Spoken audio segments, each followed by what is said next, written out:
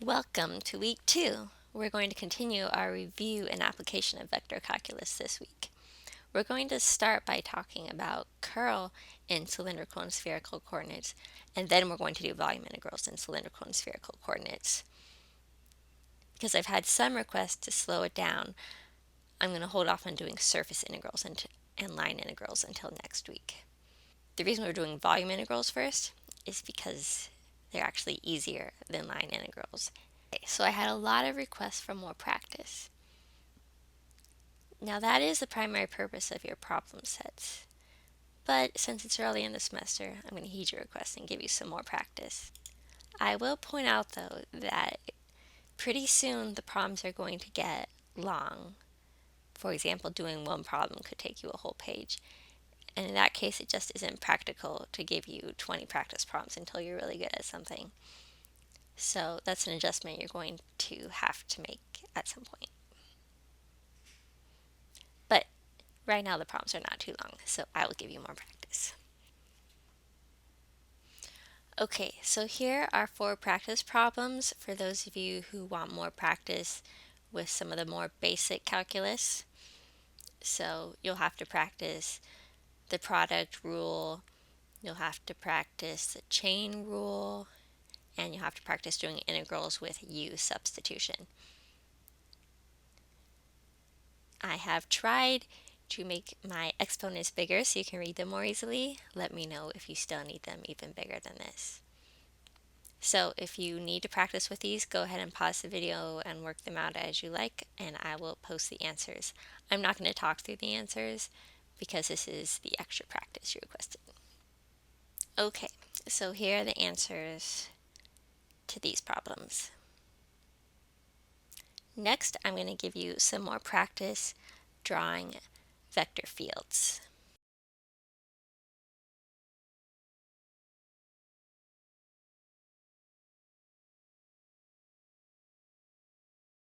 Some of you mentioned that you need more practice working on sketching vector fields, and this is really important for electricity and magnetism, so I'm going to give you more practice with that.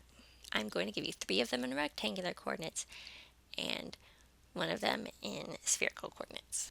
So if you feel like you need more practice sketching vector fields, go ahead and work these out. Otherwise, you can just move on. I'll put the answers up in just a minute.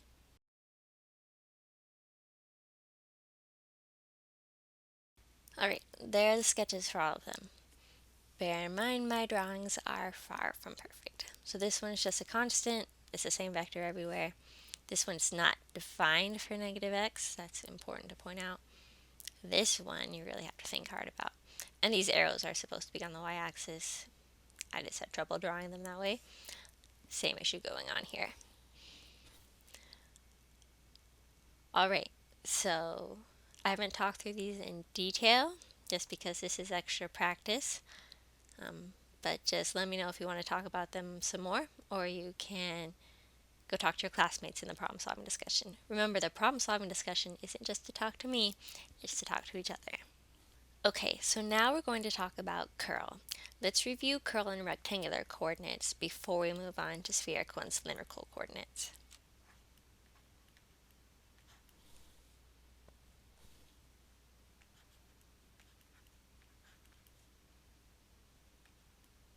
So you can write out curl a long way. If you have the hardcover copy of the textbook, you can find the curl in all 3 coordinate systems inside the front cover. I believe the paperback copies have a page near the front that has all the curls on them as well.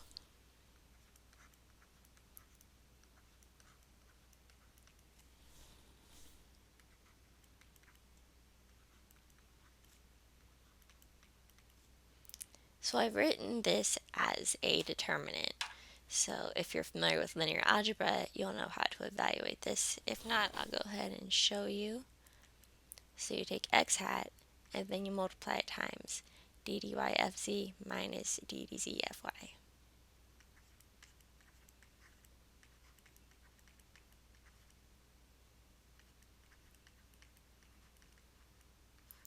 Then you subtract y hat, and then you crisscross again. but this time you're leaving out the column with y hat in it.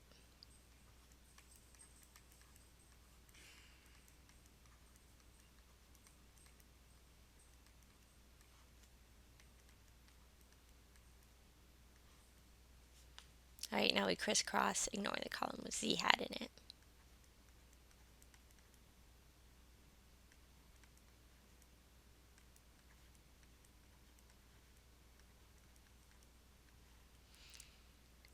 This is very long. Now remember, I don't expect you to memorize anything in this class. I just want you to be well practiced with things so you can use them quickly. So I like to use the determinant form to help me remember what to do, but if you just want to copy this down, you're more than welcome to do so. It's easy to get mixed up when you calculate these. I'll just do a quick example. And I know last week I gave you a lot of messy examples because I wanted you to practice your calculus operations, but I'm just going to keep things simple this week so you can focus on the new concepts. So we're looking for the curl of the vector field f.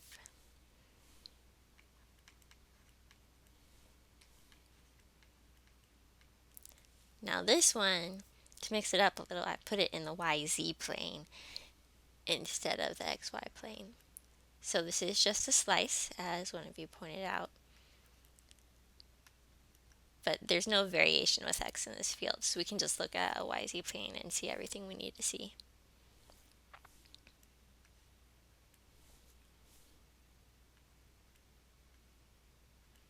So I'm just going to go ahead and sketch the vector field to get some idea of what it looks like so that we can tell if our result we get for curl is going to make sense or not.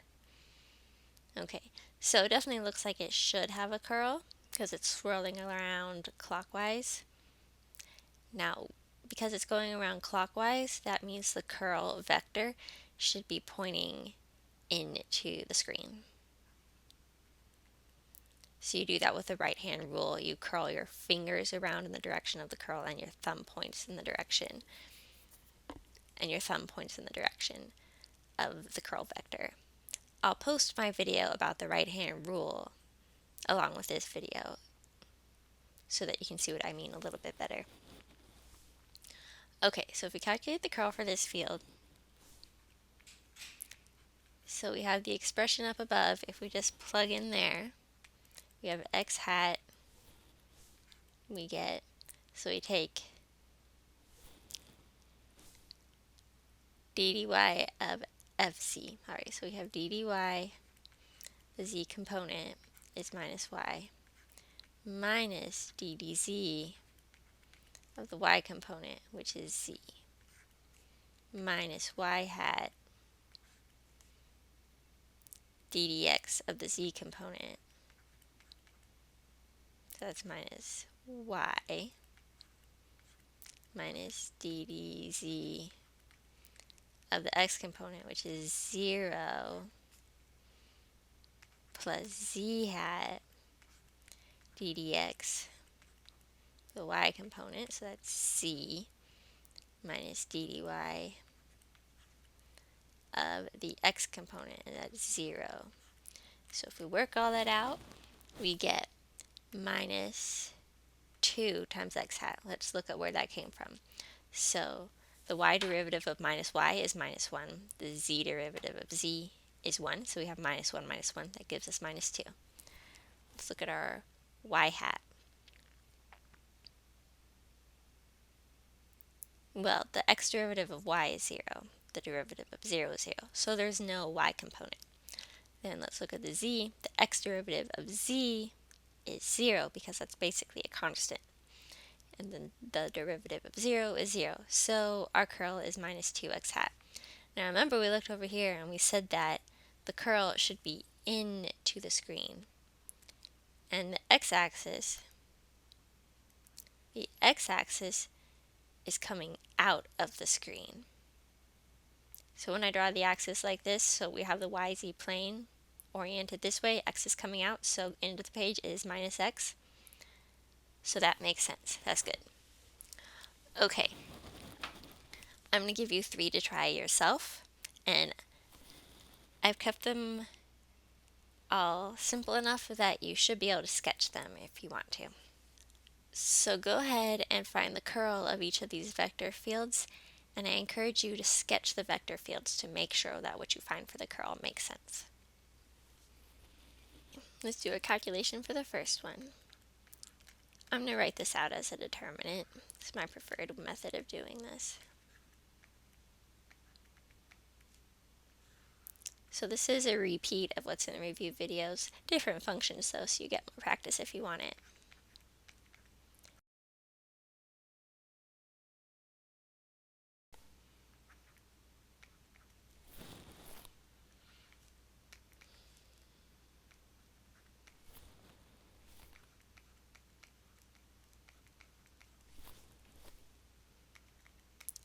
As you get more practice, you'll get comfortable doing various steps in your head.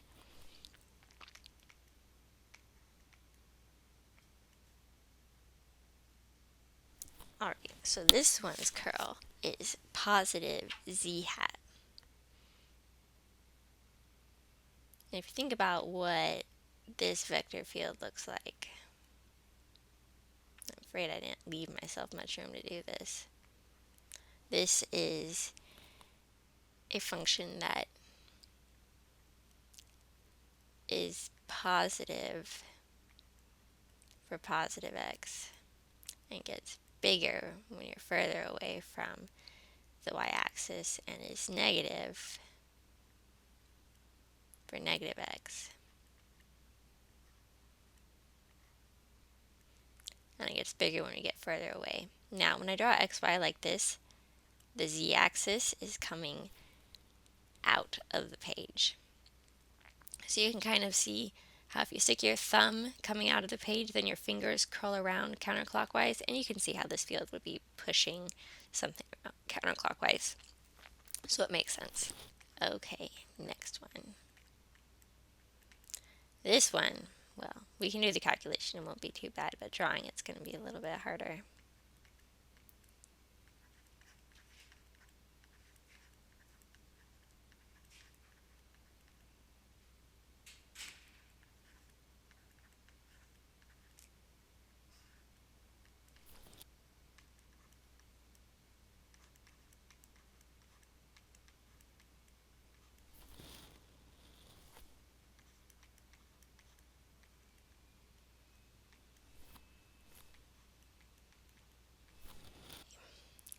Let's draw this vector field. So this is interesting. We have curl that's in the z-hat direction, but it varies in magnitude based on the relative size of y and x. Well, and it varies on sign as well, whether y or x is bigger. So let's look at this function in the xy plane. That means z is coming out of the page.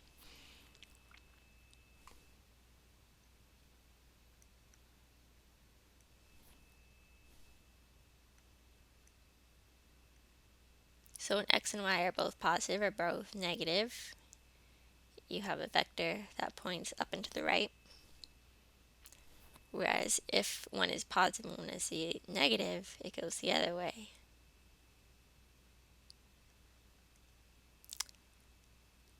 That's interesting.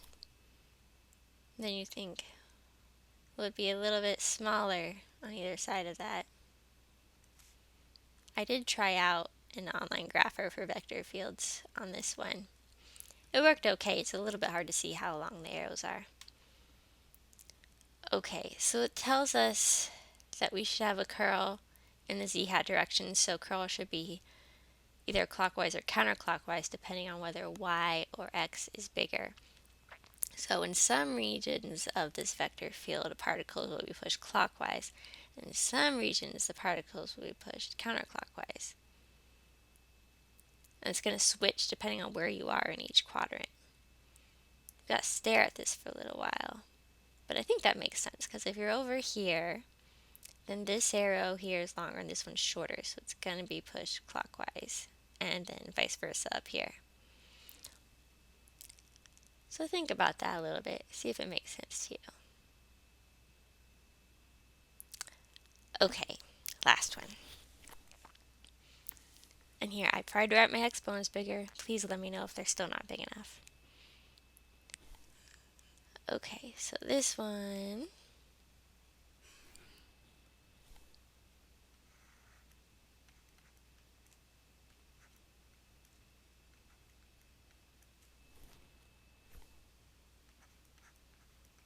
gets kind of tedious writing this out all the time.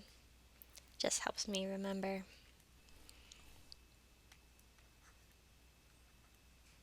Getting my exponents big enough inside the matrix is going to be a bigger challenge. Okay, so what do we get?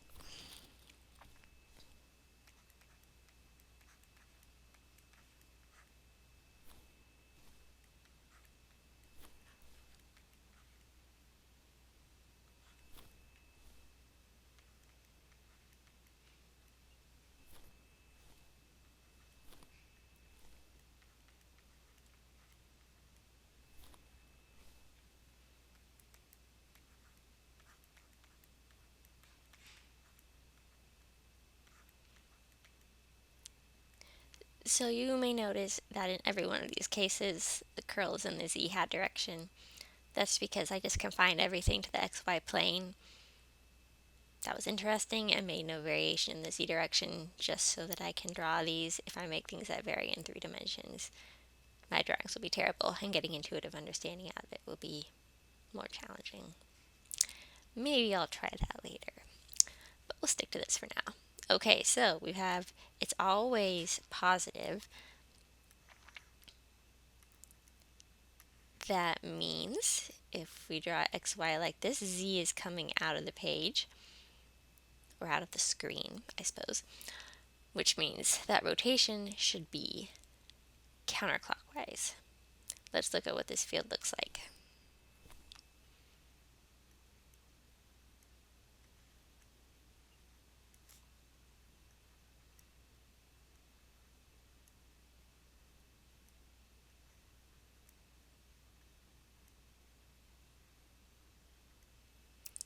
Yep, it looks like the rotation should always be counterclockwise. Good. And again, if you want to see the way I actually use my hands to do the right hand rule, go check out my video on the subject. Okay, now we're going to look at curl in cylindrical and spherical coordinates.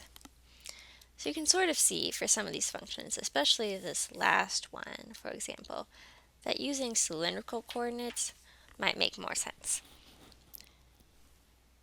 So let's look at how we calculate curl under those conditions. Okay, just a forewarning, the formulas for curl in these coordinate systems look like a mess, especially in spherical. So once I write these down, you should copy them down and keep them for reference and avoid writing out the whole thing as much as you possibly can. Or open your book to wherever it lists these and use that for your reference.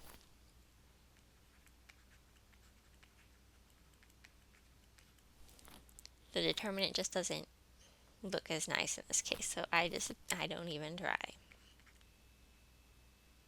Alright, so if you look at this, you can see the same pattern that comes from the determinant, but there's all these extra pieces in it. Okay, now let's look at it in cylindrical. The curl in cylindrical coordinates doesn't look quite as bad as the curl in spherical coordinates. Okay, make sure you have this written down somewhere, or that you have your book open to the page where this is written down, or inside front cover, or on a website that has this written down, because you do not want to write this down multiple times. Just use it as your reference. So, let's go see how we can use this. I'm going to start with a simple example in cylindrical coordinates. S phi hat. Let's sketch that. Okay, it looks just like it's a rotation counterclockwise, which means we expect our curl to be in the positive z-hat direction. So if we plug this in to the formulas we have for cylindrical coordinates, well, I don't want to write out the whole thing because it's a disaster. Let's just make a note to ourselves. The s component is 0. The phi component is s. the z component is 0. So we're going to use that to tell ourselves if something has fs or fz in it, it's just 0, so we don't have to write it down. And in fact, the only derivative that starts out non-zero would be the derivative of f sub phi with respect to s. But things are actually a little bit more complicated than that. Okay, so the first one is the derivative of the z component with respect to phi. Well, the z component is just 0, so that's 0. Alright, then it's the derivative of the phi component, which is s with respect to z. S is a constant with respect to z, so that's 0. Okay, our curl does not have any s component. Alright, is talking through that okay for you? I'm trying to avoid writing out the whole thing because it's long and cumbersome, and the more I write out, the more I'm likely to make a mistake somewhere when I'm writing it out. Your brain may work differently, so let me know. Alright, next one. The next one, we're looking at the s component. There is no s component, 0. The one after that, we're looking at the z component. There is no z component, 0. Alright, so there's no phi component to your curl. Lastly, okay, we have 1 over s outside the brackets. Then we have the derivative with respect to s. Now notice here is a little funky. And you have s times the phi component. So s times s is s squared. Okay. Then we have the s component. There is no s component, so that's 0. Alright. So what do we end up with? No s component or phi component to the curl.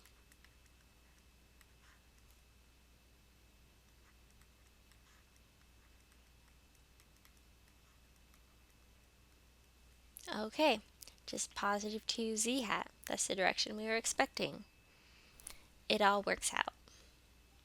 Yes, it looks like a mess, but I made a lot of things 0, so you wouldn't have to get lost in the algebra. I really just want you to get the concept right now. Okay, now let's do an example in spherical coordinates. I'm going to go to the next page because I don't want to be cramming this in less space than I need. I'm just writing myself a note to remember that I'm in spherical coordinates. But you can tell because, well, you have phi hat in both coordinate systems, so if you have a function that only has phi hat in it, you can't tell the difference. But this one has r's and thetas in it, so you can tell. Alright, let's calculate the curl for this one.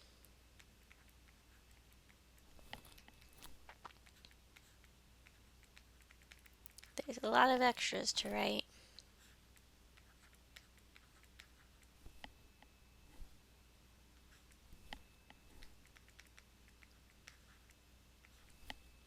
So, just a reminder, this is the phi component,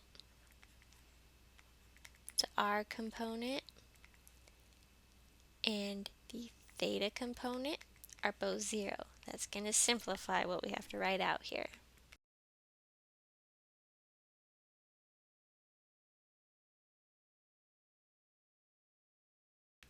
The next one has a 1 over r out in front.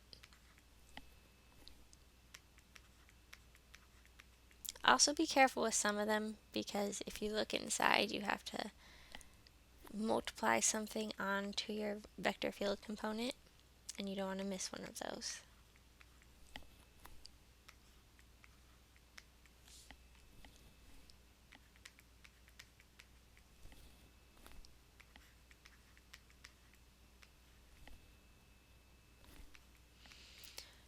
Okay, let's work this out.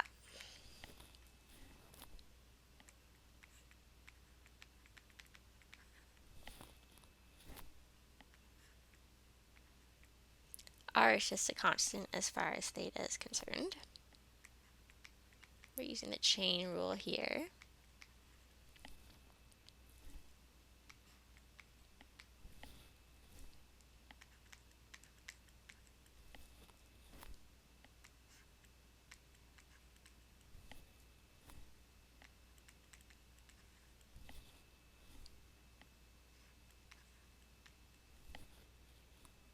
and there's no phi hat component. Okay, let's cross some things out. We can cross out sine theta. We can cross out these r's. We can cross out these r's. What are we left with?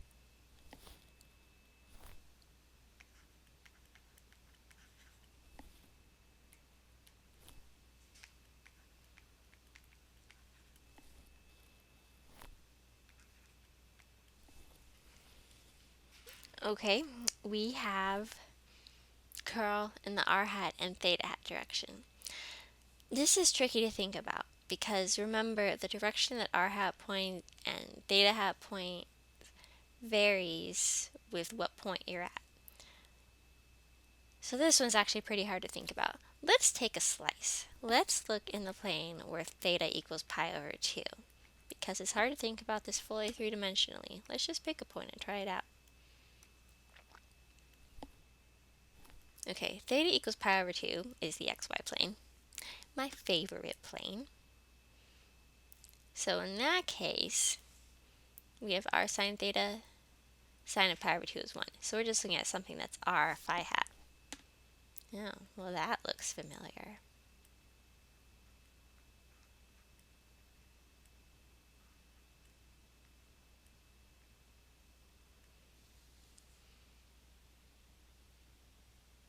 So when theta is pi over 2, cosine is 0, and sine is 1.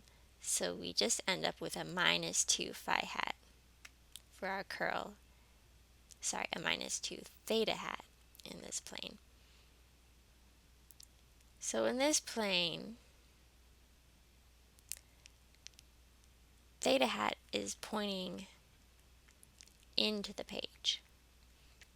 That X in a circle means into the page. So minus theta hat is out of the page, which corresponds to counterclockwise curl. Okay, it checks out in this plane. So when you're finding these things really difficult to reason through, you can always just pick a point. Pick a value where you can reason through it. You could also say, all right, I want to look at it when theta equals pi over 4. It's going to be messier. I picked pi over 2 because it's easy. You might pick where theta is 0 and or where theta is pi, you know the limits of theta, and check that it makes sense. Pi over 4 would be tricky to figure out. But we can kind of try to visualize this in 3D. We can try.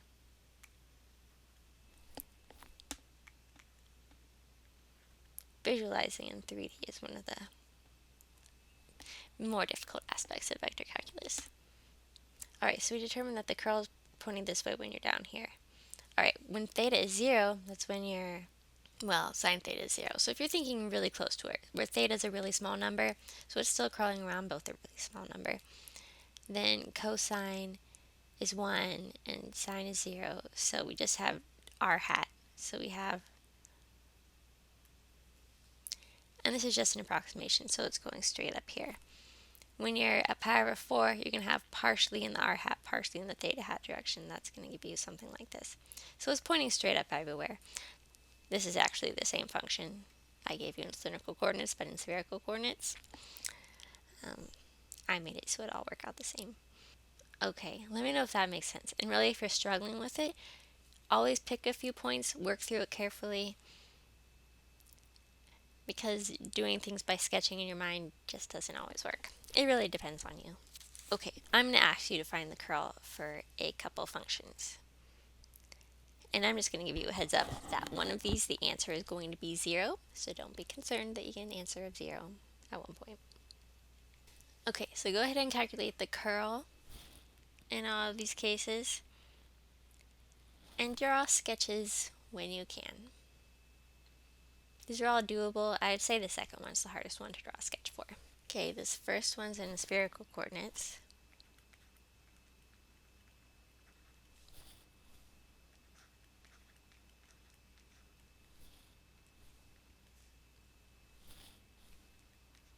Hopefully you're getting used to plugging in zeros quickly where you can. It's always a good thing to do when you're doing complicated math, is plug in lots of zeros as soon as you can.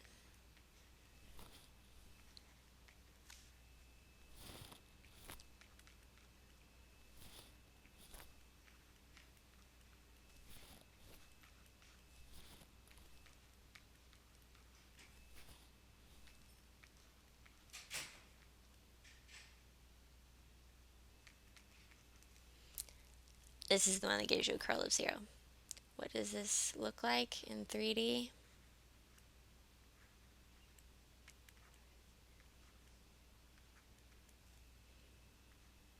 It just looks like a function that's pointing radially outward in all directions and gets bigger as you get further away. This is a function that has all divergence, no curl. That makes sense. Okay, next one. It's in cylindrical coordinates because we have s and z. This function has curl in the minus phi hat direction. That's hard to think about. Curl in the phi hat direction is very challenging to think about because phi hat's always changing directions. Let's take a couple different perspectives. If we look at it in the xy plane, so that means z is coming straight out,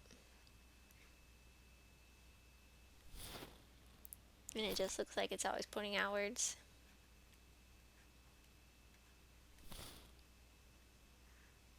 Okay.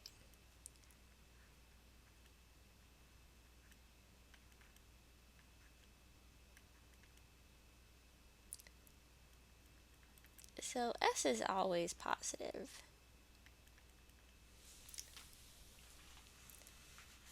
So it's always going to be pointing in the positive z direction. It's always going to be pointing in the positive s direction. Pointing in the positive s direction just means that it's pointing radially outwards. That's what we're seeing in this one. In this one, so it's going to be pointing outwards, but it's also going to have like a positive y component, and it gets bigger as you get further away.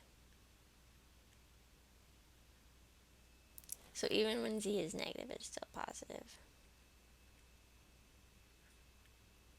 And if you're thinking about the right-hand rule, so you're pointing your thumb in the negative phi hat direction, it's curling around negative phi hat.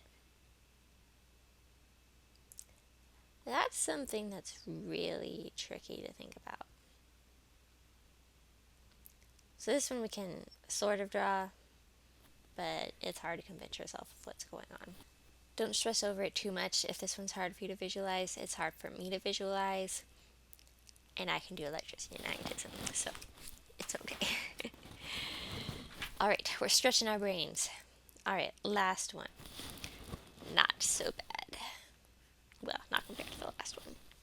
Okay. This one doesn't look super simple, but I found this one myself easier to visualize than the last one. So first, let's just look in the xy plane. That means z is coming out of the page. Phi goes around counterclockwise. So what does this function look like? It just looks like a counterclockwise turning here because it's in the phi hat direction, and it gets bigger when z gets bigger. Does it mean that it gets bigger when z gets bigger? Oh goodness, you ready for another adventure in drawing in 3D? Okay, so that means it's always curling around counterclockwise in planes parallel to the xy plane. So over here, back here it's like this, over here it's like this.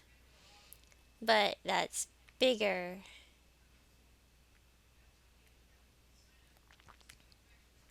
when you get higher up. And it switches direction when you go to negative z.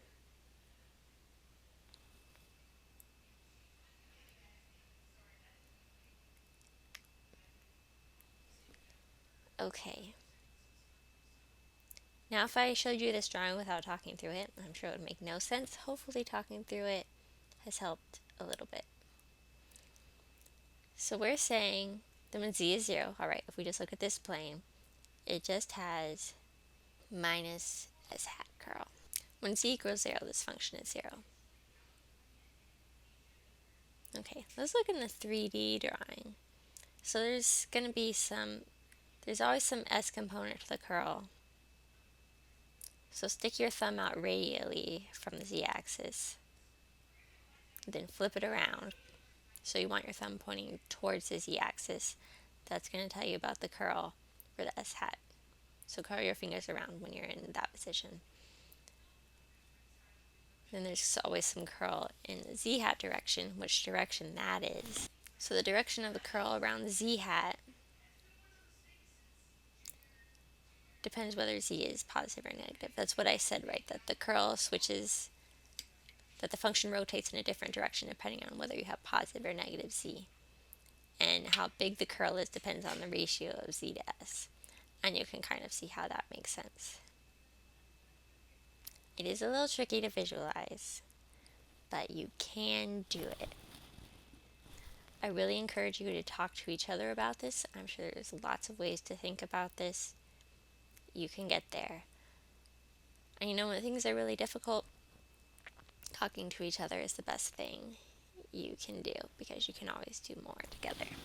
But I'm happy to talk to you as well. So the last thing we're going to talk about is doing volume integrals in spherical and cylindrical coordinates.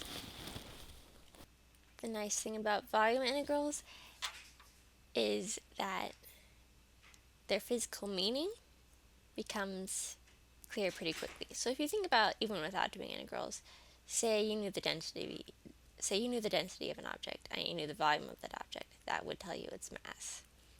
So if that density varied with position, so density had a function of x, y, z, you would take a volume integral. So that you integrate the density over the whole volume of the object.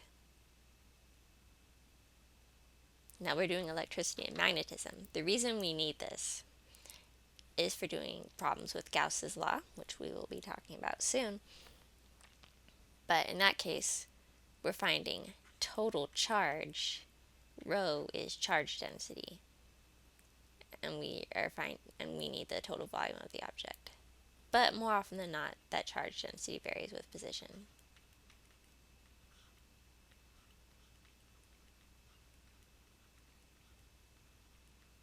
So that is our immediate reason for wanting to do this. Very frequently, we are doing this with spheres or cylinders, so you really need to be able to do this in cylindrical and spherical coordinates. So let me just write out how you do this in different coordinate systems. So if you just do it in rectangular,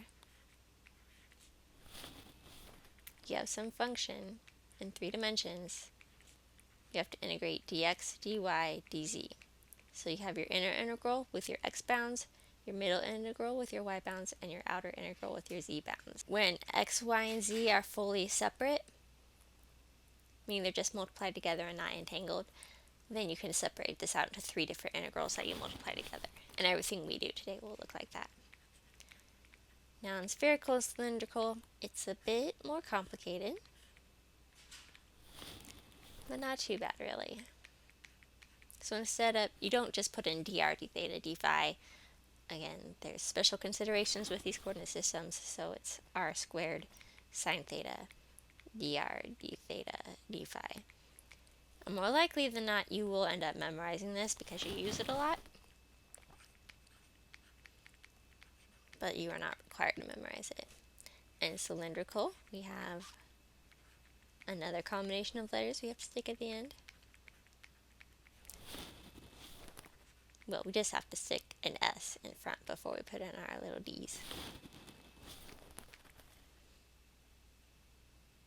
Alright, so I'm kind of just jumping into this because I've expected that you watched the video about volume integrals before.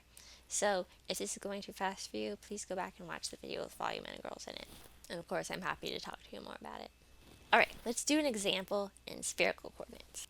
And already our problems are going to get to the point where they take up a lot of space on the page.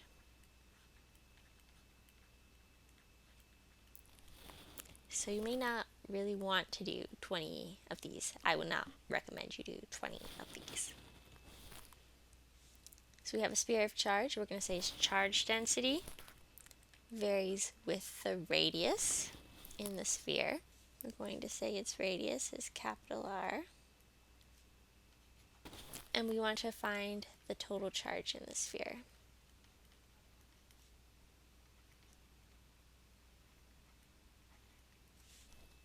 Okay, let's draw a sketch.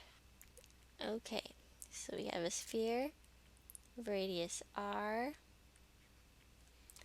So let's look at what this charge density means. That means that at the center of the sphere, there's very little charge, and there's a lot more charge near the surface of the sphere. Okay, so we need to do a volume integral.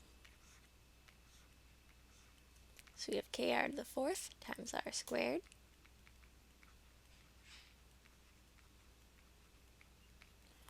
We're integrating over the whole volume of the sphere. So the bounds of the radius goes from 0 to capital R.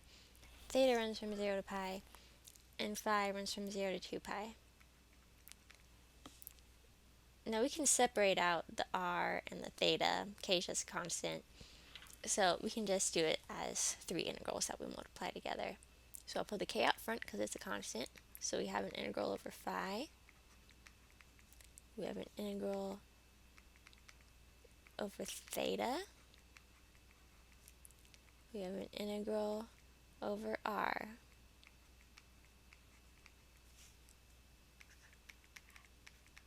So this is a definite integral. We get phi from 0 to 2 pi. I'm writing out all the steps right now. I will not do this forever, but I will right now.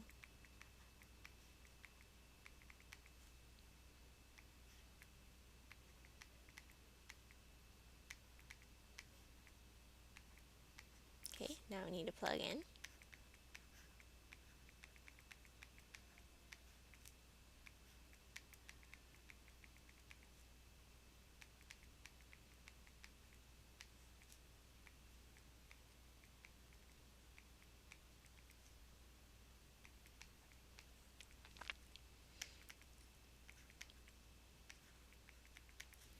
Cosine of pi is minus 1.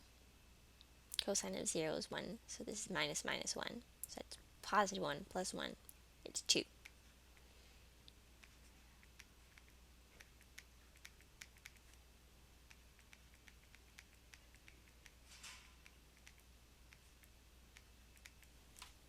Okay, there's our total charge in this sphere. Notice I'm not giving you a number for the radius. I'm not giving you a number for k. We're at that point in physics where it turns into alphabet soup. So I hope you're comfortable with that. Let's do an example in cylindrical coordinates. Okay, so we have a cylinder. The charge density varies with s. So that means near the center of the cylinder there's very little charge. Near the outer edge of the cylinder there's a lot of charge. And k is a constant. Okay, we have radius r and height h. So we need to do our integral, our triple integral here. Surface integrals and line integrals are trickier because you have to include vectors. Any integral that requires also dealing with vectors is a pain in the neck. But we do not have to do that for our volume integrals.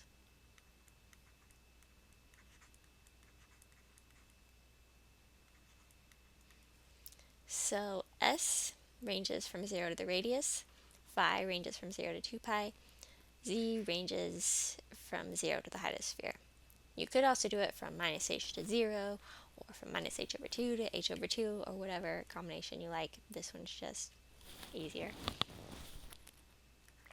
So I'm going to split this up into three integrals again.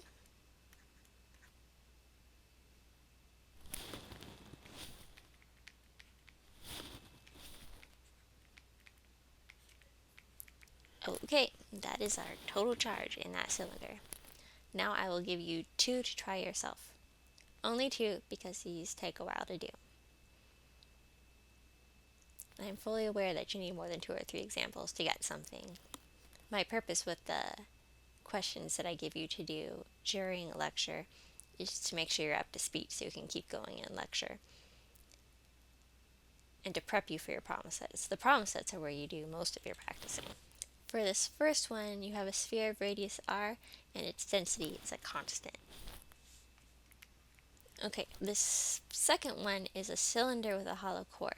So within the cylinder, from radius r1 to r2, the charge density is given by k over s squared. That means there's more charge on the inner side than there is on the outer side. This is an overhead view. but in the very center, there's no charge at all because it has a hollow core. That means you're going to have to be extra careful with your bounds on your S integral. Okay, go ahead and give these a try. Okay, for this first one, I'm going to go ahead and split this up into 3 integrals because, well, most of the ones I give you, it's totally okay to do that.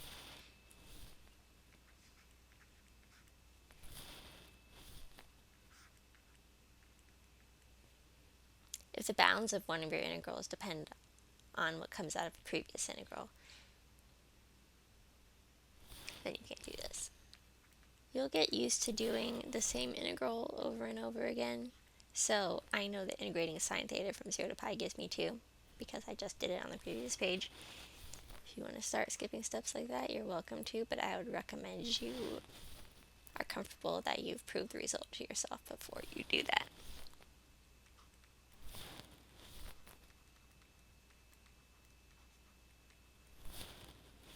Okay, this one is really cool. Doing volume integrals is how you can prove the formula for the volume of a sphere, or of any shape really. See, because I got 4/3 pi r cubed, that's the volume of the sphere, times the charge density. Cool, huh? Okay, this one with the cylinder is meant to be a little more challenging. I'll go ahead and write that out on the next page so I have plenty of room to do it. So we have the k out front. There's nothing unusual about our z integral. Nothing unusual about our phi integral.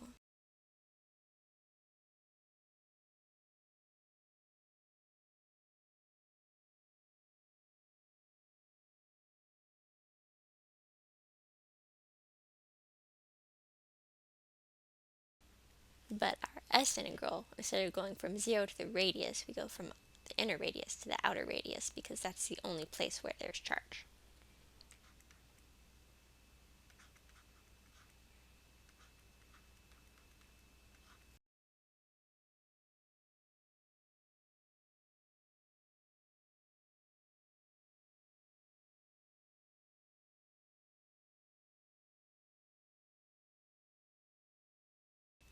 So the integral of 1 over s is log s, if you haven't already reviewed your logs.